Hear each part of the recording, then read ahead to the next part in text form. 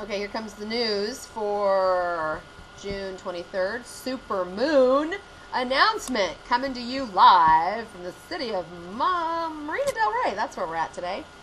For a minute there, I thought we were on the moon. Okay, we are in the midst of a global currency reset. This is a post today that just came across my Facebook page. I got to read it.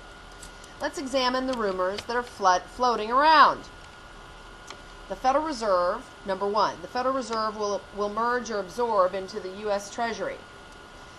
There is a global event that has been unfolding during the past 10 plus years, the Basel III protocols, which includes the global currency reset, have required the cooperation of many nations, 198 to be exact.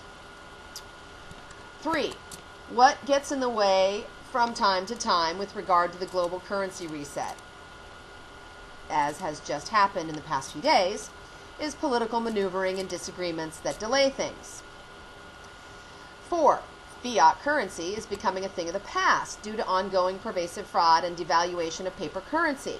Now, it will have to be backed by assets, precious metals, I like to say natural gas, oil, and other unmined resources that we have in the bedrock that's been given to us by Grandmother Nature. China would like to take over the U.S.'s position as holding the world's reserve currency in hopes of have their currency backed by gold. However, Mrs. Clinton mentioned in one of her speeches that Iraq will become the richest nation in the world due to its oil reserves. Thereby, numerous nations that hold the Iraqi dinar are looking to the IQD becoming the global reserve currency.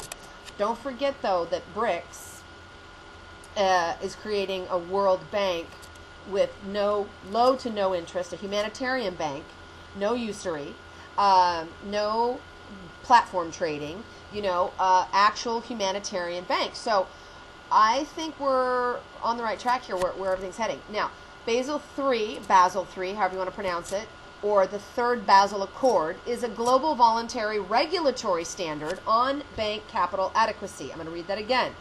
Basel III is the Third Basel Accord, is a global voluntary regulatory standard on bank capital adequacy, stress testing, and market liquidity risk.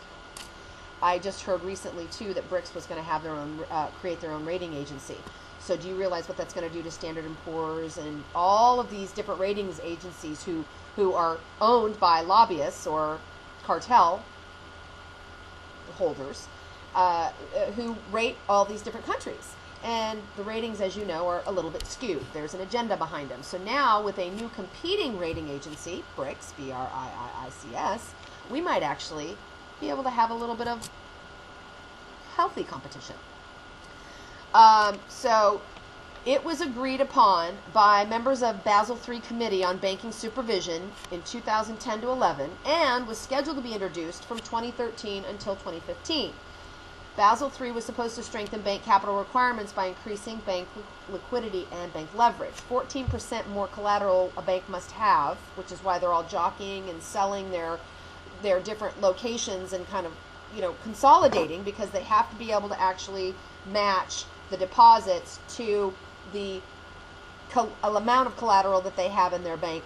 And Basel III is also very, very cross-border transparent. Everything's transparent now. So a lot of the banks that did not become Basel II compliant are still catching up to that, and there's only a few banks that are going to come out on top in the U.S.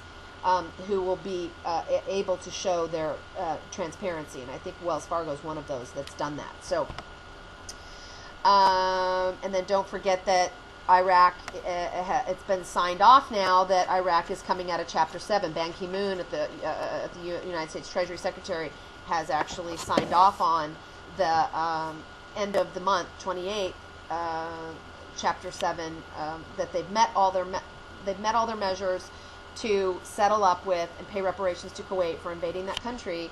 And where they're at now is the debt. Different countries have forgiven Iraq's debt, so they've basically taken care of all the things on their checklist that were mandatory for them to come out of Chapter 7, and that's happening at the end of this month, June 28th. So this is all ramping up very nicely for us to have a very interesting 4th of July. 5, precious metals, gold and silver prices are manipulated. Currently, these are all the things that have been postponing this revaluation and reset. So we're back up to number 5 now. Precious metals, gold and silver prices are being manipulated. Currently, the price is dropping. Why? Something big is about to happen. What is it? 6, the global currency reset will take those 198 nations' currency and revalue it up or down based upon that country's assets. For example, Canada will go up about 20 cents, along with the dong and IQD going up. The US dollar may go down or not, depending on how much IQD they have in reserve, which we know a lot of military servicemen and women own IQD in this country.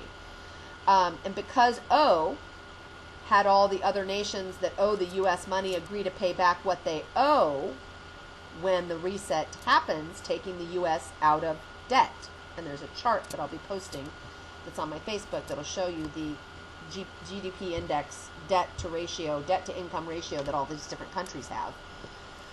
And that also makes a very, well, I'm so excited right now, I can't tell.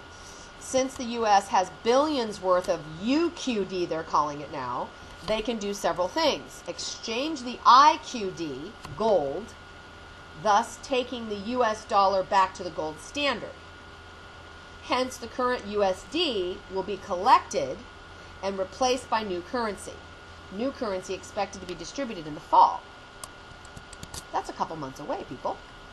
6, at the G8 summit this year, the talk among nations was how to collect taxes from tax dodgers. Basically, the global banking system is tightening up its agreements. I smell a flat tax, but that's just me. They're tightening up its agreements between nations and will identify those who have been slipping through the current tax loopholes. Can you say corporate regime? Yeah. I hope I see them standing in orange suits right inside the FEMA camp fences. And then I'll hand them a balloon. That's how I picture it going. Join your common law court today and be a juror. So you get to be there and witness too. And you can give them a high five for being the contrast in the world. Okay. Back to Dodgers. Oh yeah. So instead of a crash, which is inevitable given the current fiscal structure, there will be a global currency reset, which is in the works.